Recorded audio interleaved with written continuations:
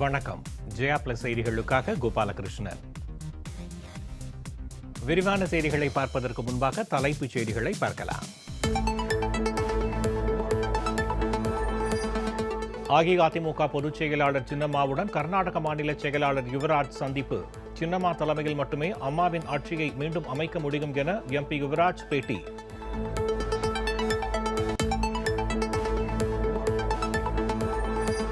ஒரே நாடு, ஒரே மொழி, ஒரே கலாச்சாரம் என்று கூறி வரும் பிரதமர் மோடி நாடு முழுவதும் அதிகரித்து வரும் பெட்ரோல், டீசல் விலை உயர்வுக்கு யார் காரணம் என்று சொல்லவில்லை. தேர்தல் பிரச்சாரத்தில் ராகுல் காந்தி கேள்வி.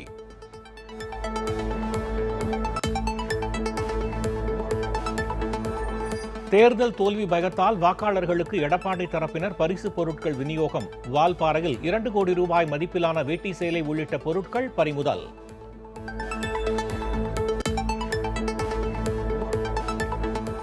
மத்திய அரசின் 3 வேளாண் சட்டங்கள் விவசாயிகளுக்கு விதிக்கப்பட்ட மரண தண்டனை என டெல்லி முதலமைச்சர் அரவிந்த் கெஜ்ரிவால் கண்டனம். விவசாயிகள் தங்கள் சொந்த நிலங்களிலேயே கூலி தொழிலாளர்களாக மாற்றப்படுவார்கள் என்றும் வேதனை.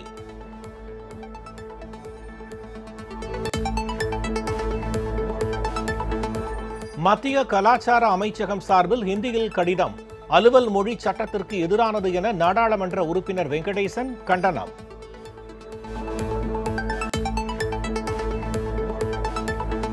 புதுச்சேரி சட்டப்பேரவை தலைவர் பதவியை ராஜினாமா செய்தார் சிவக்கொழுந்து. பொறுப்பு துணைநிலை ஆளுநருக்கு கடிதம் அனுப்பினார்.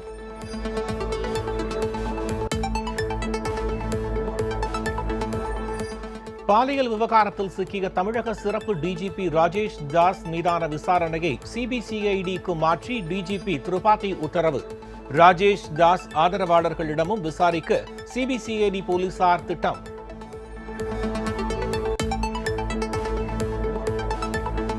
புதுச்சேரியில் பாஜக தலைமையில் ஆட்சி அமையும் என உள்துறை அமைச்சர் அமித்ஷா நம்பிக்கை. காரைக்கால் பொதுக்கூட்டத்தில் முன்னாள் முதலமைச்சர் நாராயணசாமி மீது அடுக்கடுக்கான புகார்.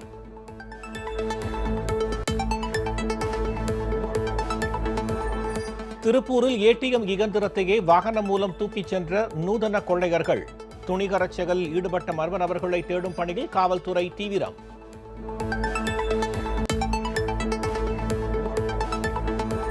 விண்ணில் செலுத்தப்பட்ட செயற்கைக்கோள் வெற்றிகரமாக புவி வட்டப்பாதையில் நிலைநிறுத்தம். இஸ்ரோ விஞ்ஞானிகள் அறிவிப்பு.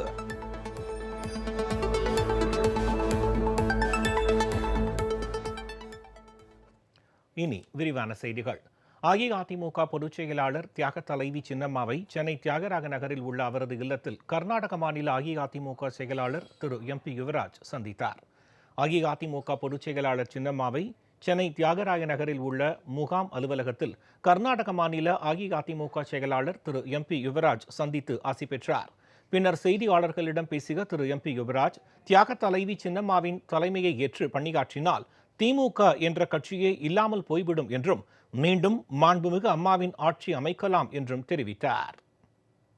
மறைந்த இதய தெய்வம் டாக்டர் புரட்சித் தலைவர் எம்ஜிஆர் அவர்களும் மறைந்த இதய தெய்வம் டாக்டர் புரட்சித் தலைவர் அம்மா அவர்களும் உருவாக்கிய இந்த கழகம் மீண்டும் 2021 ஆட்சியில் வர வேண்டும் என்றால் தியாக தலைவி சின்னம்மாவின் பின்னால் அனைத்து நிர்வாகிகளும் தலைவர்களும் ஒன்றாக இருந்தால் நாம் 2022 புரட்சித் தலைவர் அம்மா கண்டெடுத்த 3வது முறையாக ஆட்சி அமைக்க நாம் அனைவரும் ஒற்றுமையாகவும் செயல்பட வேண்டும் என்று அகில இந்திய அண்ணா அதிமுக நிர்வாகிகளையும் தொண்டர்களையும் பணியுடன் கேட்டுக்கொள்வேன். ஏனென்றால் புரட்சித் தலைவர் அம்மாவின் பின்னால் 32 ஆண்டு காலம் நின்று கழகத்தையும் இன்று பல தலைவர்களையும் உருவாக்கியவர் சின்னம்மா அவர்கள்.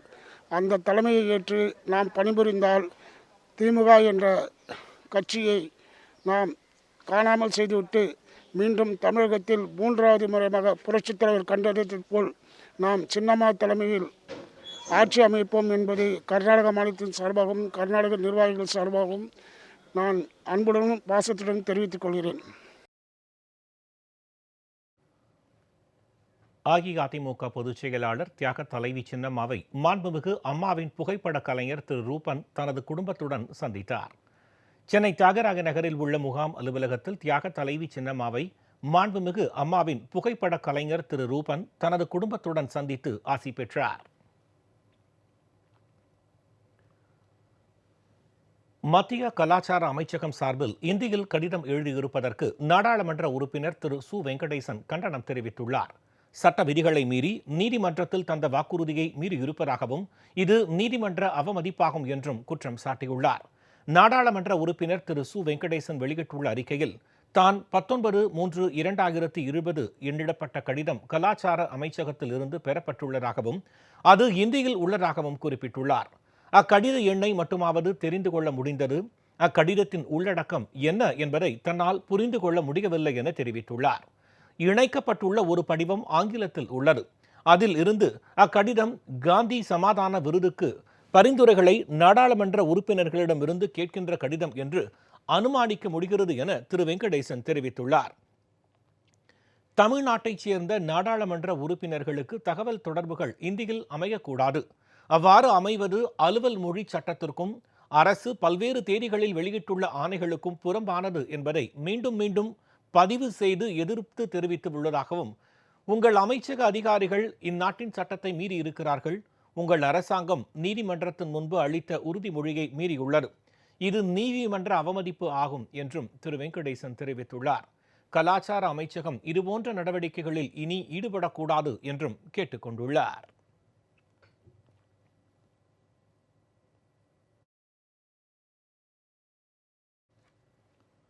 ஒரே நாடு ஒரே மொழி ஒரே கலாச்சாரம் என்று கூறி வரும் பிரதமர் மோடி நாடு முழுவதும் அதிகரித்து வரும் பெட்ரோல் டீசல் விலை உயர்வுக்கு யார் காரணம் என்று சொல்லவில்லை என திரு ராகுல் காந்தி கேள்வி எழுப்பியுள்ளார். தமிழகத்தில் தேர்தல் பிரச்சாரத்தில் ஈடுபட்டுள்ள காங்கிரஸ் எம்பி திரு ராகுல் காந்தி 2வது நாளான இன்று பாளையங்கோட்டை புனித சவேரியார் கல்லூரியில் நடைபெற்ற நிகழ்ச்சியில் கல்வியாளர்களுடன் கலந்துரையாடினார். அப்போது கல்வித்துறையில் ஒரு கொள்கையை வகுப்பதற்கு முன்பு மாணவர்களிடமும் ஆசிரியர் பெருமக்களிடமும் கலந்துரையாட வேண்டும் என்று குறிப்பிட்ட திரு ராகுல் காந்தி, ஆனால் இவை நடப்பதே இல்லை என தெரிவித்தார். இதைத் தொடர்ந்து நெல்லை டவுனில் உள்ள நெல்லையப்பர் காந்திமதி அம்பாள் திருக்கோவிலில் திரு ராகுல் காந்தி சுவாமி தரிசனம் செய்தார். பூரண கும்ப மரியாதையுடன் திரு ராகுல் கோவிலுக்கு அழைத்துச் செல்லப்பட்டார். கோவில் வெளியே காங்கிரஸ் கட்சி சார்பில் அவருக்கு மேள தாளங்கள் முழங்க உற்சாக வரவேற்பு அளிக்கப்பட்டது. பின்னர் தென்காசி மாவட்டம் ஆலங்குளத்தில் பிரச்சாரம் செய்த திரு ராகுல் காந்தி அங்குள்ள இளநீர் கடை ஒன்றில் இளநீர் பருகினார். இதைத் தொடர்ந்து பொதுமக்களிடையே உரையாற்றிய அவர் நாடு முழுவதும் சிறு குறு தொழில்களை மோடி அரசு அழித்து வருவதாக குற்றம் சாட்டினார். இதனைத் தொடர்ந்து பாவூர் சத்திரத்தில் பொதுமக்களிடையே உரையாற்றிய திரு ராகுல் காந்தி நாட்டில் சிறு குறு தொழில்கள் அனைத்தையும் மோடி அழிக்க பார்ப்பதாக குற்றம் சாட்டினார். தஞ்சாவூர் பொம்மை போல தமிழக முதலமைச்சர் செயல்பட்டு வருவதாகவும் லஞ்ச லாவண்யம் இருப்பதன் காரணமாக மோடிக்கு அவர் தலை வணங்கி வருவதாகவும் குற்றம் சாட்டினார்.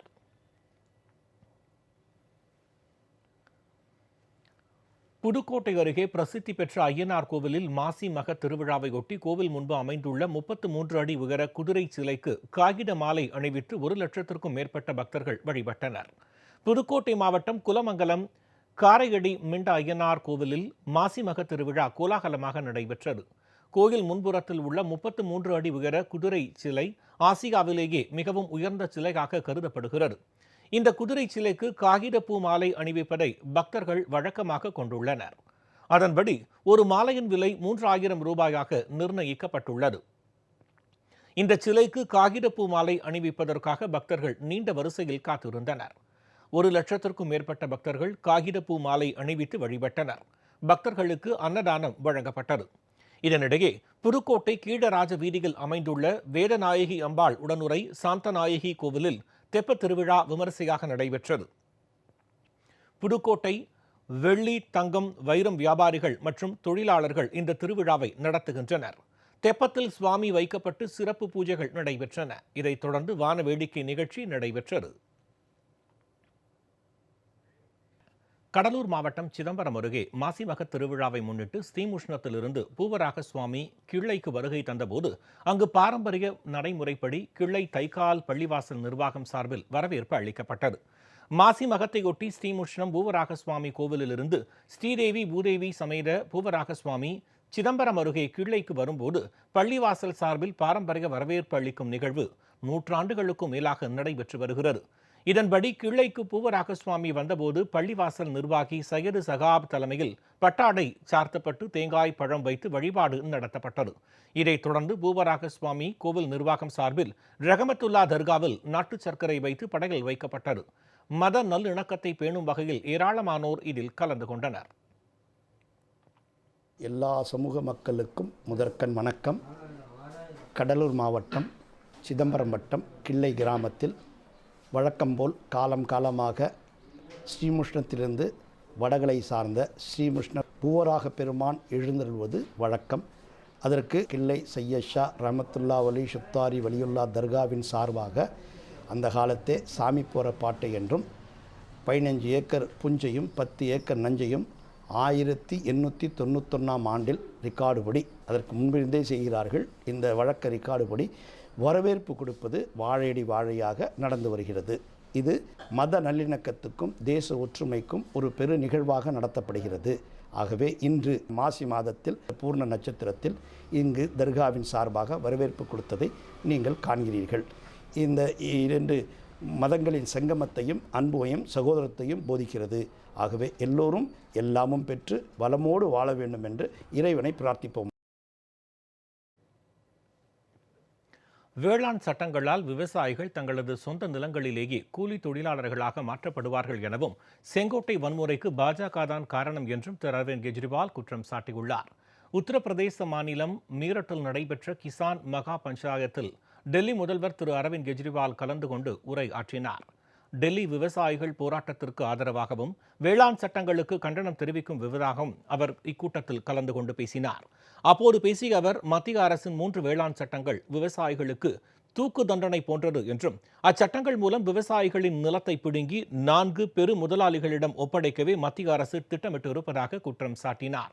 இச்சட்டங்களால் விவசாயிகள் தங்களது சொந்த நிலத்திலேயே கூலி தொழிலாளர்களாக மாற்றப்படுவார்கள் என்றும் அதனால்தான் இப்போராட்டம் அவர்களுக்கு வாழ்வா சாவா என்ற போராட்டமாக மாறியுள்ளது என்றும் குறிப்பிட்டார். பிரிட்டிஷ்காரர்கள் கூட நம் விவசாயிகள் மீது இந்த அளவுக்கு அடக்குமுறைகளை ஏவவில்லை என்றும் தெரிவித்தார்.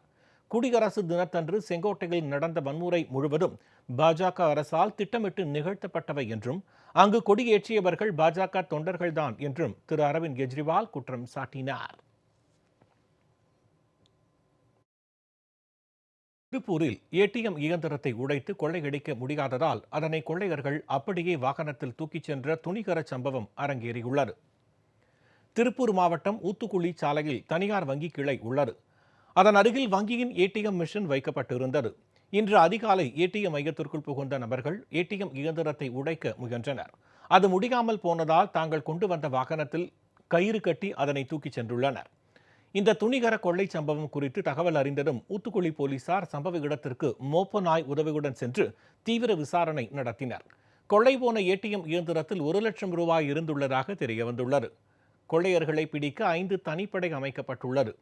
ஏடிஎம் இயந்திரத்தையே தூக்கிச் சென்ற மர்ம நபர்களின் இந்த துணிகர செயல் திருப்பூர் மக்களிடையே பரபரப்பை ஏற்படுத்தியுள்ளது.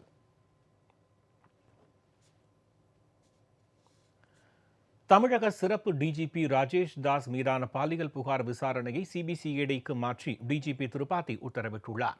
முதலமைச்சர் எடப்பாடி பழனிசாமி தேர்தல் பிரச்சாரத்தின் போது பணியில் ஈடுபட்டிருந்த பெண் எஸ்பி ஒருவர் அப்போது உடன் இருந்த சிறப்பு டிஜிபி ராஜேஷ் தாஸ் தனக்கு பாலியல் தொந்தரவு கொடுத்ததாக டிஜிபி அலுவலகத்தில் புகார் அளித்தார். இதைத் தொடர்ந்து புகார் மீது தீவிர விசாரணை நடத்தி நடவடிக்கை எடுக்க கூடுதல் தலைமைச் செயலாளர் ஜெயஸ்ரீ ரகுநந்தன் தலைமையில் 6 பேர் அடங்கிய விசாரணை குழுவை தமிழக அரசு அமைத்தது. இதனையடுத்து சிறப்பு டிஜிபி ராஜேஷ் தாஸ் கட்டாய காத்திருப்போர் பட்டியலில் பணியிடமாற்றம் செய்யப்பட்டார். இந்நிலையில் பெண் ஐபிஎஸ் அதிகாரி அளித்த பாலியல் புகாரின் பேரில் ராஜேஷ் தாஸ் மீதான காவல்துறை விசாரணையை சிபிசிஐடிக்கு மாற்றி டிஜிபி திரு திரிபாதி உத்தரவிட்டுள்ளார்.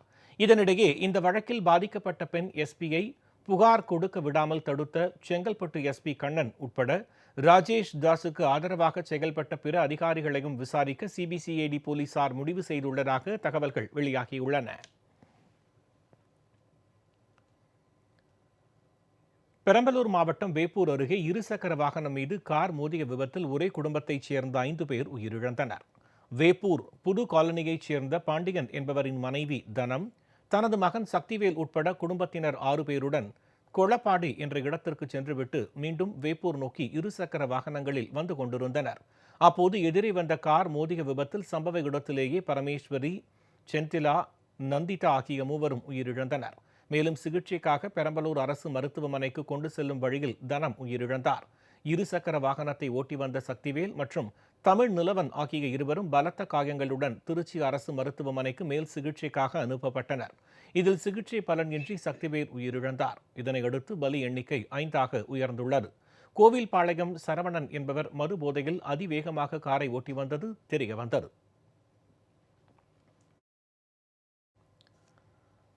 திருச்சி மாவட்டம் மணப்பாறையில் வடமாடு மஞ்சு விரட்டு போட்டி விமரிசையாக நடைபெற்றது. துள்ளி குதித்த காளைகளை மாடுபிடி வீரர்கள் துணிச்சலாக அடக்கினர்.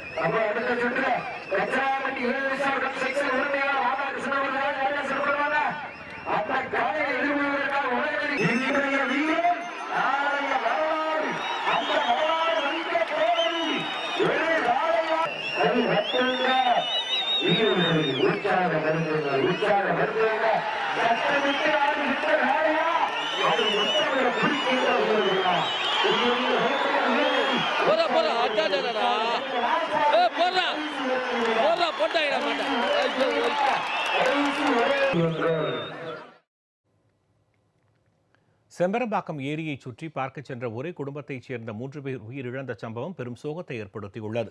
சென்னையை அடுத்த குன்றத்தூரைச் சேர்ந்த உஸ்மான் என்பவர் தனது மகள் அர்ச்சனா மற்றும் மகன் சுசிலுடன் செம்பரம்பாக்கம் ஏரியை சுற்றி பார்க்க சென்றார். செம்பரம்பாக்கம் ஏரியின் சைனா கோபுரம் அமைந்துள்ள பகுதியில் மூவரும் விளையாடிக் கொண்டிருந்த போது எதிர்பாராத விதமாக குழந்தைகள் இருவரும் ஏரியில் தவறி விழுந்தனர். பிள்ளைகளை காப்பாற்ற உஸ்மானும் தண்ணீரில் குதித்தார். ஏரியில் தத்தளித்துக் கொண்டிருந்த உஸ்மானை கண்ட அப்பகுதி மக்கள் அவரை காப்பாற்றினர். உஸ்மானை கரைக்கு கொண்டு வந்தபோது அவர் உயிரிழந்தது தெரியவந்தது.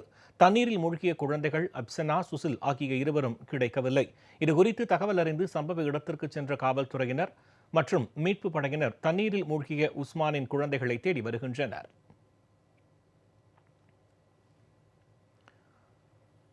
திருவண்ணாமலையில் பிரதமரின் வீடு கட்டும் திட்டத்தில் பல்வேறு முறைகேடுகள் நடைபெறுவதாக குற்றச்சாட்டு எழுந்துள்ளது. திருவண்ணாமலை மாவட்டம் பழையனூர் கிராமத்தில் சுமார் 5000த்திற்கும் மேற்பட்ட பொதுமக்கள் வசித்து வருகின்றனர்.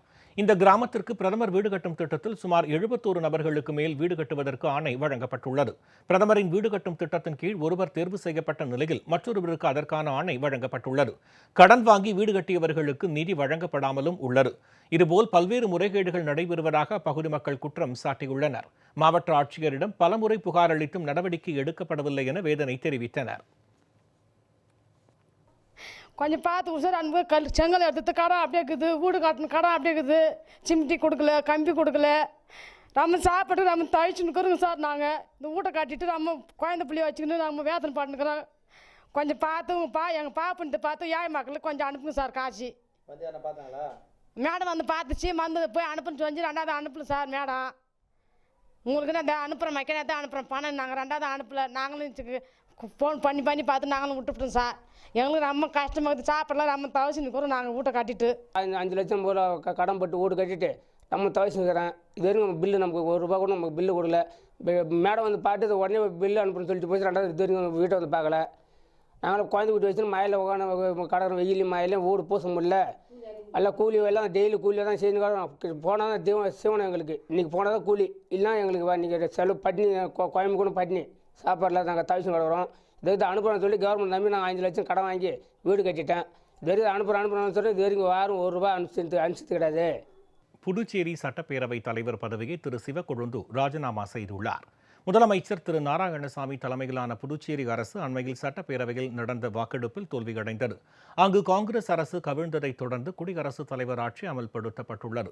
இதனால் அங்கு அரசியல் பரபரப்பு சற்று ஓய்ந்திருந்த நிலையில் தற்போது புதுச்சேரி வந்திருக்கும் மத்திய உள்துறை அமைச்சரும் பாஜக மூத்த தலைவர்களில் ஒருவருமான திரு அமித்ஷா முன்னிலையில் புதுச்சேரி சட்டப்பேரவைத் தலைவர் திரு சிவக்கொழுந்துவின் சகோதரர் திரு ராமலிங்கம் அக்கட்சியில் இணைந்தார். இதன் தொடர்ச்சியாக திரு சிவக்கொழுந்து தனது பதவியை ராஜினாமா செய்துள்ளார். இதுகுறித்த ராஜினாமா கடிதத்தை பொறுப்பு துணைநிலை ஆளுநர் திருமதி தமிழிசை சவுந்தரராஜனிடம் அனுப்பினார். மாணவர்கள் தயாரித்த செயற்கைக்கோள்கள் உட்பட 19 செயற்கைக்கோள்களை சுமந்தவாறு PSLV C-51 ராக்கெட் இன்று வெற்றிகரமாக விண்ணில் செலுத்தப்பட்டது. அதில் எடுத்துச் செல்லப்பட்ட செயற்கைக்கோள்கள் புவி வட்டப்பாதையில் நிலைநிறுத்தப்பட்டுள்ளன. PSLV C-51 ராக்கெட் மூலம் பிரேசில் நாட்டுக்கு சொந்தமான அமேசானியா 1 உட்பட 19 செயற்கைக்கோள்கள் ஆந்திர மாநிலம் ஸ்ரீஹரிகோட்டாவில் உள்ள சதீஷ் தவான் ஏவுதளத்திலிருந்து விண்ணில் செலுத்தப்பட்டது.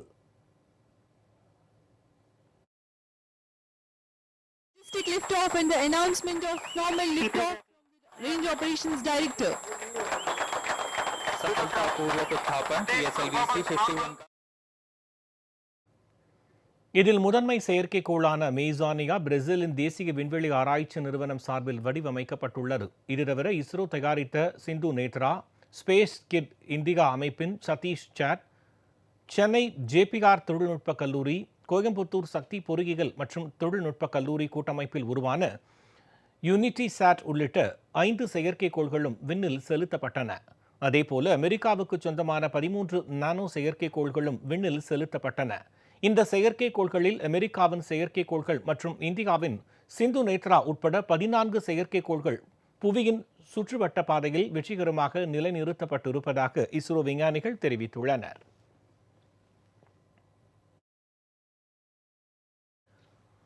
பிரேசில் நாட்டிலேயே வடிவமைக்கப்பட்ட செயற்கைக்கோள் முதன்முறையாக விண்ணில் செலுத்தப்பட்டதில் இஸ்ரோவும் இந்தியாவும் பெருமிதம் கொள்வதாக இஸ்ரோ தலைவர் சிவன் தெரிவித்துள்ளார். ஸ்ரீஹரிகோட்டாவிலிருந்து இன்று விண்ணில் பாய்ந்த PSLV C-51 ராக்கெட் மூலம் பிரேசில் நாட்டின் அமேசானியா 1 ராக்கெட்டும் செலுத்தப்பட்டது. இந்த ராக்கெட் தற்போது நல்ல நிலையில் இருப்பதாகவும் விரைவில் சுற்றுவட்ட பாதையில் நிலை நிறுத்தப்படும் என்றும் கூறினார். இந்த ராக்கெட்டை வடிவமைத்த பிரேசில் நாட்டு விஞ்ஞானிகளுக்கு தாம் பாராட்டு தெரிவிப்பதாகவும் கூறினார். மேலும் முதன்முறையாக இஸ்ரேல் வடிவமைத்த செயற்கைக்கோள் விண்ணில் செலுத்தப்பட்டதில் இஸ்ரோவும் இந்தியாவும் பெருமை கொள்கிறது என்றும் தெரிவித்தார். தண்ணீர் சேமிப்பை மேம்படுத்தும் விழிப்புணர்வு பிரச்சாரத்தை மத்திய அரசு விரைவில் தொடங்க இருப்பதாக பிரதமர் மோடி தெரிவித்துள்ளார். மாதத்தின் கடைசி ஞாயிறு என்பதால் மனதின் குரல் எனப்படும் மன் கி பாத் வானொலி நிகழ்ச்சியில் நாட்டு மக்களிடம் இன்று உரையாற்றிய பிரதமர் திரு நரேந்திர மோடி, கோடை நெருங்குவதால் மக்கள் மழை நீரை சேமிக்க வேண்டும் என்றும் நீர்நிலைகளை சுத்தப்படுத்தி முறையாக தூர்வாருவதன் மூலம் அதனை செய்ய முடியும் என்றும் தெரிவித்தார்.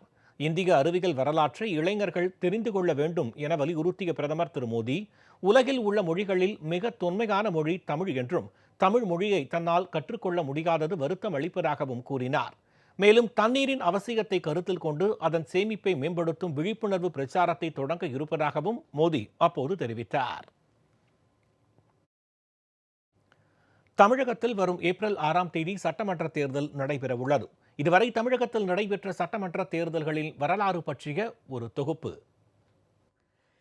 இந்திய சுதந்திரத்திற்கு பிறகு தமிழ்நாட்டை உள்ளடக்கிய சென்னை மாகாணத்தில் 1951 நவம்பர் மாதம் முதல் சட்டமன்ற தேர்தல் நடைபெற்றது.